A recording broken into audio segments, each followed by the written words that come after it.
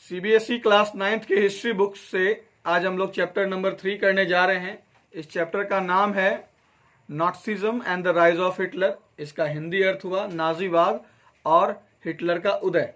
English में नाटसिज्म पढ़ेंगे और हिंदी में नाजी पढ़ेंगे। ठीक है, तो ये जो हिटलर की पार्टी थी, नाटसी पार्टी, हिंदी में नाजी पार्टी, ये जो नाटसी पार्टी जो हिटलर की पार्टी थी वो एक अत्याचार तानाशाही पार्टी थी। हिटलर के आदर्शवाद के अनुसार चलने वाली पार्टी थी और हिटलर जो है वो बहुत ही ज्यादा तानाशाह था, अपने लक्ष्य को पूरा करने वाला अविवेकी किस्म के व्यक्ति था। तो इसने जो कारनामे किए, नाजी पार्टी ने क्या क्या किया, क्या क्या अत्याचार किए, क्या क्या सफलताएं पाई, इस चैप्टर में हम लोग वही पढ़ेंगे। और इस नाटसी पार्टी का अंत कैसे हुआ ये भी हम लोग जानेंगे। तो इससे पहले कि इस चैप्टर की शुरुआत हो, हम लोग प्रीफेस में देखेंगे कि क्या लिख रखा है। नाटसी पार्टी के खौफ को आप इसमें पढ़ सकते हो। इस प्रीफेस में थोड़ी सी जानकारी आपको मिल सकती है। बाकी आपको डिटेल में जानकारी टॉपिक बाय टॉपिक जैसे जैसे क्लियर होगा वैसे वैसे इसकी जानकारी मिलती जाएगी। In the spring of 1945 a little 11-year-old German boy called Helmut was lying in bed when he overheard his parents discussing something in serious tones. His father, a prominent physician, deliberated with his wife whether the time had come to kill the entire family or if he should commit suicide alone. His father spoke about his fear of revenge, saying, "Now the Allies will do to us what we did to the crippled and the Jews." The next day, he took Helmut to the woods where they spent their last happy time together, singing old children's song. Later, Helmut's father shot himself in his office. Helmut remembers that he saw his father's bloody uniform being burnt in the family fireplace. So traumatized was he by what he had overheard and what had happened that he reacted by refusing to eat at home for the following 9 years. He was afraid that his mother might poison him. तो spring 1945 की बात है, यानी कि second world war के बाद की बात है। समझ में आ रहा है बात? सेकेंड वर्ल्ड वॉर के बाद की बात है। 1945 के स्प्रिंग सीजन की बात है। एक छोटा सा लड़का जिसकी उम्र 11 साल की थी, जर्मन बॉय था, वो जर्मनी का रहने वाला था, जिसका नाम हेलमुट था। वो अपने बेड पर लेटा हुआ था और जिस दौरान वो अपने बेड पर लेटा हुआ था, उनके पेरेंट्स जो हैं, हेलमुट के पेरेंट्स, बड़ी धीमी आवाज में किसी चीज को लेकर गहरी चिंता व्यक्त कर रहे थे, उससे संबंधित बातचीत कर रहे थे। और ये लेटा लेटा हेलमुट जो है वो उनकी बातों को सुन लेता है। उसके पिताजी, हेलमुट के पिताजी, जो कि एक जाने माने फिजिशियन थे, चिकित्सक थे, वो अपनी वाइफ से बात विचार कर रहे थे कि क्या समय आ गया है कि पूरी फैमिली की हत्या कर दी जाए, अपने पूरी फैमिली की हत्या कर ली जाए, या फिर उन्हें ही केवल सुसाइड करना चाहिए। तो स्प्रिंग 1945 की बात है। एक 11 साल का जर्मन लड़का जब अपने बेड पर लेटा हुआ था तो उसने सुना कि उसके पेरेंट्स जो हैं वो बड़ी धीमी आवाज में किसी चीज को लेकर बातचीत कर रहे हैं। उसके पिता, जो कि एक जाने माने फिजिशियन थे, चिकित्सक थे, वो अपनी वाइफ से जो है वो विचार कर रहे थे कि क्या समय आ गया है कि पूरी फैमिली को मार दी जाए, अपनी पूरी फैमिली को खत्म कर ली जाए, या फिर केवल उन्हें सुसाइड करना चाहिए। ये बात जो है वो हेलमुट ने सोते सोते सुनी। उनके पापा ने, हेलमुट के पापा ने उनकी माँ से, हेलमुट की माँ से जो है वो किसी बदले की डर की बारे में बोल रहे थे। हेलमुट के पापा जो हैं वो अपनी वाइफ से, हेलमुट की माँ से जो है वो किसी डर के बारे में बोल रहे थे, बदले का डर के बारे में बोल रहे थे। कह रहे थे कि अरे अब तो मित्र राष्ट्र जो हैं, एलाइज जो हैं, एलाइज में जो है वो आप जानोगे कि इंग्लैंड, फ्रांस और रशिया शामिल थे। दो गुटों में क्या हुआ था, फर्स्ट वर्ल्ड वॉर हुआ था, एलाइज में हुआ था और सेंट्रल पावर्स में हुआ था। एलाइज में इंग्लैंड, फ्रांस और रशिया थे और सेंट्रल पावर्स में जो है वो जर्मनी, ऑस्ट्रिया, टर्की, इटाली और जापान थे। तो हेलमुट के पिताजी जो हैं अपने वाइफ से जो है वो बदले की डर की बात कर रहे थे। वो कह रहे थे अपनी वाइफ को, अरे अब एलाइज जो है, मित्र राष्ट्र जो है वो हमारे साथ वही करेंगी जैसा हम लोगों ने अपाहिजो और जियूस के साथ किया। जियूस मतलब यहूदी, ठीक है, जिनसे बड़ी नफरत की जाती थी जर्मनी में। अगले दिन हेलमुट के पापा जो है वो हेलमुट को बाग में ले जाते हैं। वुड्स कहते हैं जहाँ पर पेड़ पौधा ज्यादा हो, जंगल तो नहीं होता लेकिन जंगल भी कहते हैं वुड्स को, ठीक है। तो अगले दिन जो है वो हेलमुट के पापा जो है वो हेलमुट को कहाँ ले जाते हैं, वुड्स में, बाग बगीचे में ले जाते हैं। वहाँ उन्होंने पूरा दिन उसके साथ बिताया, बच्चों के गाने गाए, है ना, बच्चों के गाने गाए, पुरानी गाने गाए, साथ में अच्छा वक्त बिताया। और फिर बाद में हेलमुट के पिताजी ने अपने ही ऑफिस में अपने आप को गोली मार ली। अपने ही ऑफिस में जो है वो अपने आप को गोली मार ली। हेलमुट को याद है, वो हेलमुट याद करता है कि उसे याद है कि किस तरीके से उसके पापा का जो यूनिफॉर्म है, जो डॉक्टर का यूनिफॉर्म होगा, जो यूनिफॉर्म है उसको फैमिली फायर प्लेस में किस तरीके से जलाया जाता है। इतना ज्यादा दिमाग पर उनका, इस घटना से इतना ज्यादा उनके दिमाग पर गहरा असर पड़ा, जो उन्होंने देखा, जो उनके साथ हुआ, जो उन्होंने सुना, इसका बहुत ही गहरा असर उसके दिमाग पर हुआ। इतना ज्यादा गहरा असर हुआ कि अगले 9 सालों तक उसने घर में खाने से इनकार कर दिया, क्योंकि उसको डर था कि कहीं उसकी माँ जो है उसको जहर देकर मार ना दे। क्योंकि उसने बेड पर लेटे लेटे उनकी बातें सुन ली थी, जब उनके पिताजी कह रहे थे कि क्या समय आ गया है कि पूरी फैमिली को की हत्या कर ली जाए या फिर केवल उनको सुसाइड करना चाहिए। तो जब उन्होंने सुसाइड कर लिया, ऑफिस में गोली मार ली अपने आप को, तो जो हेलमुट ने सुना, देखा, उसका इतना गहरा असर पड़ा कि 9 साल तक अगले उसने घर में खाने से इनकार कर दिया, ठीक है। Although Helmut may not have realized all that it meant, his father had been a Nazi and a supporter of Adolf Hitler. Many of you will know something about the Nazis and Hitler.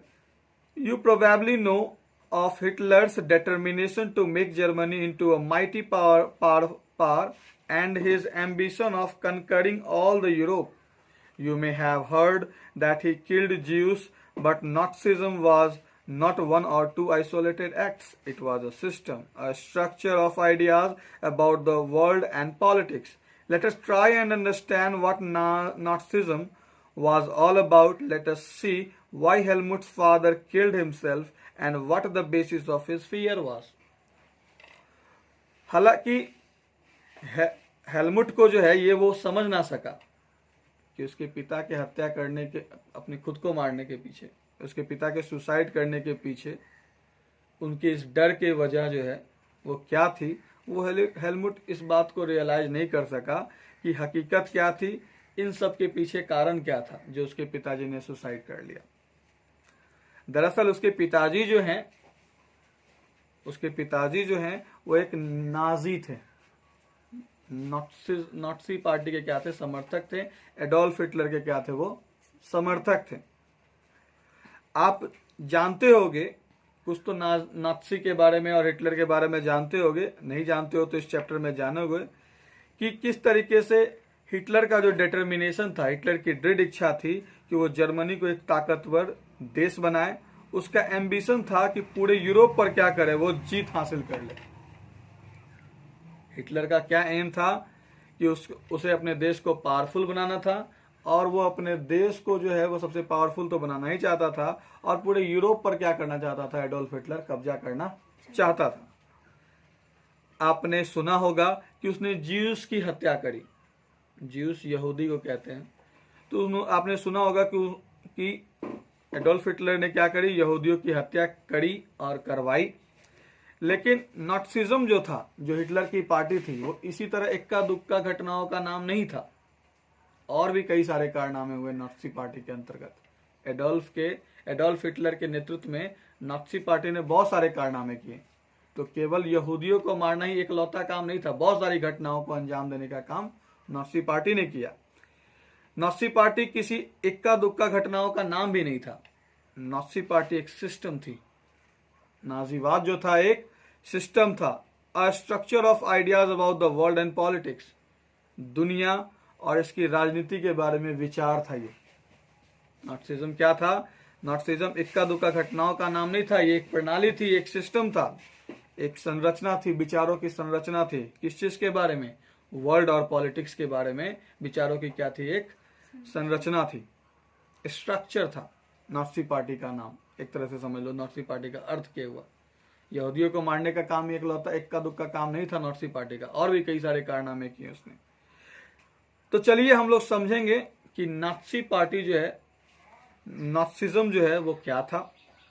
हम लोग जानेंगे, हम लोग देखेंगे इस chapter में कि क्यों हेलमुट के फादर ने अपने आप की हत्या करी, सुसाइड किया, और उनके डर की वजह क्या थी। इतने बड़े काम के लिए कुछ तो खास वजह रही होगी, तो वो डर की वजह क्या थी जिसकी वजह से जो है वो हेलमुट के पिताजी जो एक प्रोमिनेंट फिजिशियन थे, उन्होंने अपनी हत्या क्यों कर ली, सुसाइड क्यों कर लिया। इनमें 1945 Germany surrendered to the Allies, anticipating what was coming. Hitler, his propaganda minister Goebbels, and his entire family committed suicide collectively in the Berlin bunker in April. मई 1945 की बात है, मई 1945 की बात है। जर्मनी ने मित्र राष्ट्रों के सामने सरेंडर कर दिया, हार मान लिया। जर्मनी ने क्या किया? मित्र राष्ट्रों के सामने जो है वो क्या किया? हार मान लिया। इस बात का पूर्वानुमान लगाते हुए कि आगे क्या होने वाला है, हिटलर और उसका जो प्रचार मंत्री था गोब्लस, उसकी पूरी फैमिली ने क्या की? बर्लिन के एक बंकर में अप्रैल में कलेक्टिवली सामूहिक तौर पर सुसाइड कर ली। मतलब हिटलर के परिवार में जो भी था और गोबल्स के परिवार में जो भी थे लोग थे, जब मित्र राष्ट्रों के सामने जर्मनी ने सरेंडर कर दी तो इन लोगों ने क्या की कि बर्लिन के एक बंकर में अप्रैल के महीने में ही क्या करी थी? सुसाइड कर ली थी, सामूहिक तौर पर सुसाइड कर ली थी। तो जब लीडर ही नहीं रहेगा तो उसको फॉलो करने वाले का क्या हाल होगा। At the end of the war, an international military tribunal at Nuremberg was set up to prosecute Nazi war criminals for crimes against peace, for war crimes and crimes against humanity.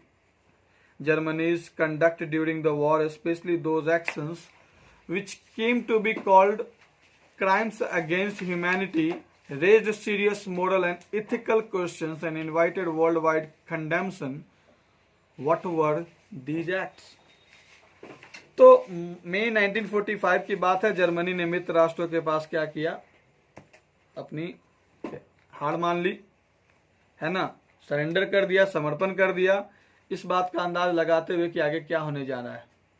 Hitler ने इस बात का अंदाजा पहले ही लगा दिया था। तो हिटलर और उसका जो प्रचार मंत्री गोबल्स था, उसने क्या की? पूरी फैमिली के साथ, अपनी पूरी फैमिली के साथ बर्लिन के एक बंकर में जाकर क्या कर ली? सबकी, अपने आप की पूरी फैमिली को क्या किया? उन्होंने हत्या कर ली।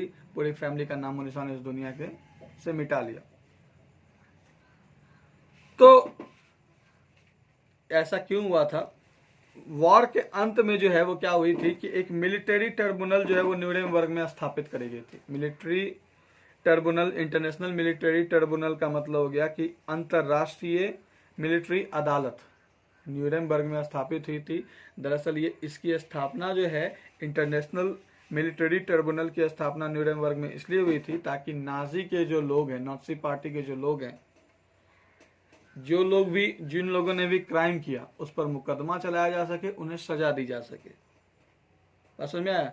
तो ये तो तय था कि अगर ये जो मिलिट्री ट्रिब्यूनल में अगर इस पर केस चलता हिटलर पे, तो इसकी हत्या तो करवा ही दी जाती, मृत्यु दंड की सजा तो मिलती ही। अदालत तो इतना तो कम से कम उनसे जरूर करता, क्योंकि जिस तरह के कारनामे उसने किए थे।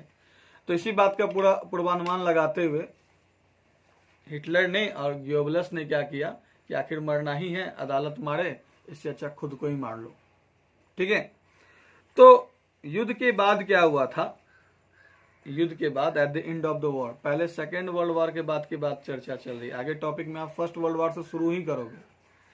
तो युद्ध के बाद क्या हुआ था कि इंटरनेशनल मिलिट्री ट्रिब्यूनल जो है उसकी स्थापना न्यूरेमबर्ग में हुई थी, ताकि नाजी वॉर क्रिमिनल्स के अगेंस्ट जो है वो क्या कर सके जाए, मुकदमा चला जा सके, और मुकदमा चलाकर उनको सजा, उन पर सजा जो है वो क्या करी जा सके, तय की जा सके। इसीलिए जो है वो इंटरनेशनल मिलिट्री ट्रिब्यूनल की स्थापना न्यूरेमबर्ग में हुई थी।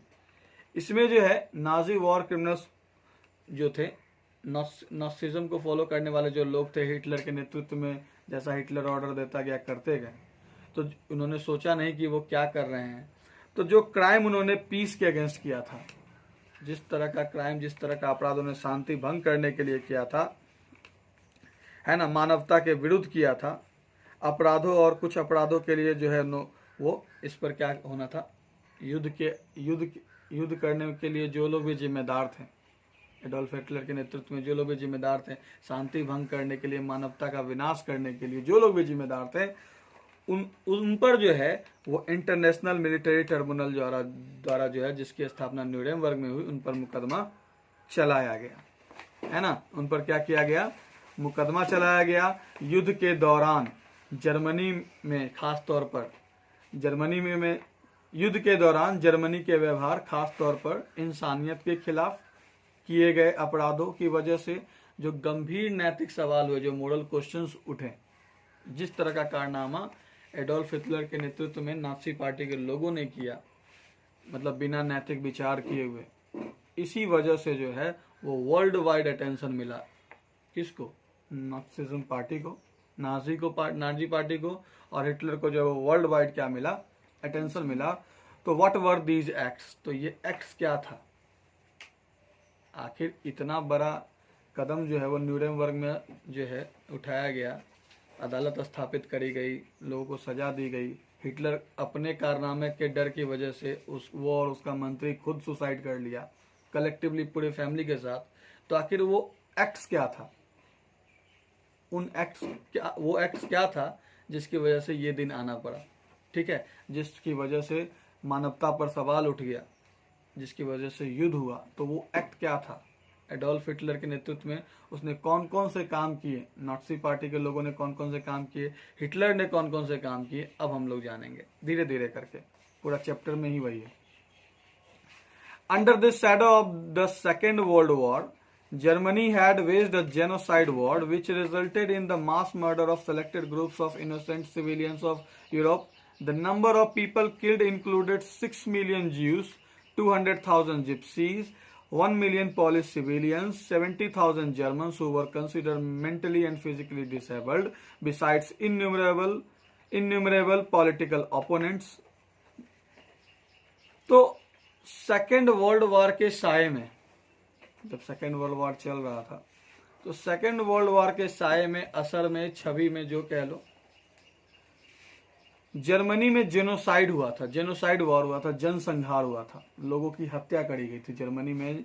जब वो लोगों की क्या करी गई थी, हत्या करी गई थी, किसके नेतृत्व में, एडोल्फ हिटलर के नेतृत्व में। अकेला हिटलर तो मारेगा नहीं सबको, तो उसके सपोर्टर्स के थ्रू जो है वो हिटलर क्या करता था, सबको मरवाता था। तो सेकेंड वर्ल्ड वॉर के शैडो में, साये में, जर्मनी में जनसंहार हुआ, जिसके कारण बड़ी संख्या में सिलेक्टेड, चुने हुए इनोसेंट सिविलियन, यूरोप के इनोसेंट सिविलियंस के ग्रुप्स को, चुने हुए ग्रुप्स की क्या करी गई, हत्या करी गई। किसने हत्या करवाई, एडोल्फ हिटलर ने हत्या करवाई। इसमें जो है जो लोग मारे गए, उसमें 6 मिलियन ज्यूज थे, 60 लाख ज्यूज थे, 200,000 जिप्सीज थे, 200,000 मतलब 2 लाख, 1 मिलियन पॉलिश बोले तो पोलैंड वासी, तो 1 मिलियन पॉलिश सिविलियंस की हत्या कराई गई थी, 10 लाख पॉलिश सिविलियन की हत्या कराई गई थी, 70,000 जर्मन जिनको मेंटली और फिजिकली डिसेबल्ड माना गया, उनकी हत्या करवाई गई थी। इसके अलावा अनगिनत पॉलिटिकल विरोधियों को, राजनीतिक विरोधियों को, जो भी हिटलर का विरोध करता उसको हिटलर क्या करता, अपने रास्ते से हटा देता। तो ऐसी अनगिनत लोगों को जो है वो क्या किया गया, मारा गया। नाज़िज़ devised an unprecedented means of killing people, that is by gassing them in various killing centers like Auschwitz. इतने लोगों को मारने के लिए जो है वो अभी तक जिस तरह के डिवाइस का प्रयोग नहीं किया गया था वैसे डिवाइस का प्रयोग जो है किया गया। इतने लोगों को मारने के लिए जो है वो नाजी के लोगों ने, जो ऐसी पहले घटना कभी नहीं हुई थी, उसका प्रयोग कभी नहीं किया गया था। ऐसे प्रयोग के द्वारा जो है इतने लोगों की भारी संख्या को मारने का काम जो है इसकी पार्टी ने किया था। गैस है ना, गैस जो है वो उन्हें गैस दे दिया जाता था, मतलब किसी रूम में बंद कर दिया गया, उसमें जहरीला गैस छोड़ दिया जाता था। तो ऑस्विस नामक एक जगह था जहां पर ये सब काम किया जाता था। तो ऑस्विस की तरह बहुत सारे ऐसे जगह थे जहां पर लोगों को मारने का काम किया जाता था। ऑस्विस एक नाम दे रखा है खाली, कि ऑस्विस जैसा बहुत सारा जगह होता था जहां पर लोगों को रूम में, कमरे में बंद कर दिया जाता था, कॉन्सेंट्रेशन कैंप में बंद कर दिया जाता था, जहरीली गैस छोड़ दी जाती थी और उसमें जो लोग उस गैस में सांस लेने की घुटन की वजह से जो है वो उनकी क्या हो जाती थी, मृत्यु हो जाती थी। तो the Nuremberg tribunal sentenced only 11 leading Nazis to death. Nuremberg tribunal जो है ना, जो इंटरनेशनल जो है जो अदालत बैठी थी, मिलिट्री की जो अदालत बैठी थी न्यूरेमबर्ग में, उस अदालत ने मात्र 11 लोगों को सजाए मौत दी जो नाजी थे। 11 लोगों को क्या करी, सजाए मौत दी। Many others were imprisoned for life, और बहुत सारे लोगों को जो है वो उम्र कैद दिया इस अदालत ने। द रेट्रीब्यूशन डिड कम, अपराध की सजा मिली तो, yet the punishment of the Nazis was far short of the brutality and extent of their crimes। लेकिन नाज़ी पार्टी के लोगों ने जिस तरह का क्राइम किया था, जिस तरह की बर्बरता दिखाई थी, उसके मुकाबले पनिशमेंट कुछ था ही नहीं। आप ही सोचो, 6 मिलियन ज्यूज, 200,000 जिप्सी, 70,000 जर्मन्स और भी कई सारे पॉलिटिकल लीडर्स जो हिटलर का विरोध किया, इतने लोगों को मारने के बाद अगर 11 लोगों को ही सजा मिले और कुछ लोगों को उम्र कैद, तो बहुत कम है। तो जो अपराध, जो बर्बरता उन्होंने दिखाई, उसके मुकाबले ये सजा काफी कम थी, लेकिन फिर भी सजा मिली। The Allies did not want to be as harsh on defeated Germany as they had been after the First World War। अब ये जो मित्र राष्ट्र के जो लोग थे वो इस जर्मनी के साथ इतना कठोर, जो हारा हुआ जर्मनी था उसके साथ इतना कठोर रवैया नहीं अपनाना चाहते थे जैसा रवैया उन्होंने फर्स्ट वर्ल्ड वॉर के बाद अपनाया था। जब भी सेकेंड वर्ल्ड वॉर की बात हो रही है, ठीक है। तो फर्स्ट वर्ल्ड वॉर के बाद जिस तरह का हार्श कदम उठाया गया था जर्मनी के अगेंस्ट, ऐसा हार्श कदम फिर वो सेकेंड वर्ल्ड वॉर के बाद जो है वो नहीं उठाना चाहते थे, लेकिन उन्हें करना पड़ा। जिस तरह का कारनामा एडोल्फ हिटलर की पार्टी ने करी थी, उस तरह के कारनामे के लिए तो ऐसा कुछ करना ही था। तो वो चाहते तो नहीं थे कि इस तरीके से हार्श हुआ जाए, लेकिन फिर भी उन्होंने क्या किया। Everyone came to feel that the rise of Nazi Germany could be partially traced back to the German experience at the end of the First World War। पहले विश्व युद्ध के बाद फर्स्ट वर्ल्ड वॉर के आखिर में जिस तरह का माहौल पैदा हुआ था, जिस तरह के जर्मनी की स्थिति थी, जिस तरह के लोगों ने अनुभव किया फर्स्ट वर्ल्ड वॉर के बाद जर्मनी में, जिस तरह का लोगों ने अनुभव किया, नाज़ी पार्टी का उदय का श्रेय इसी अनुभव को जाता है। नाज़ी पार्टी इसी सब स्थिति की वजह से, फर्स्ट वर्ल्ड वॉर के बाद जो जर्मनी में स्थिति बनी, उन स्थितियों की वजह से ही नाज़ी पार्टी का क्या हुआ था, उदय हुआ था, और हिटलर जो है वो क्या आया था, अस्तित्व में आया था। तो व्हाट वाज दिस एक्सपीरियंस, तो वो जो अनुभव था, जिस अनुभव ने नाज़ी पार्टी को जन्म दिया, वो क्या अनुभव था, अब हम लोग जो है वो आगे की टॉपिक में पढ़ेंगे, जिस टॉपिक का नाम है birth of the Weimar Republic. ठीक है, तो आज के इस क्लास के लिए इतना ही। आप लोग रिवाइज करो, कोई दिक्कत है तो बताओ।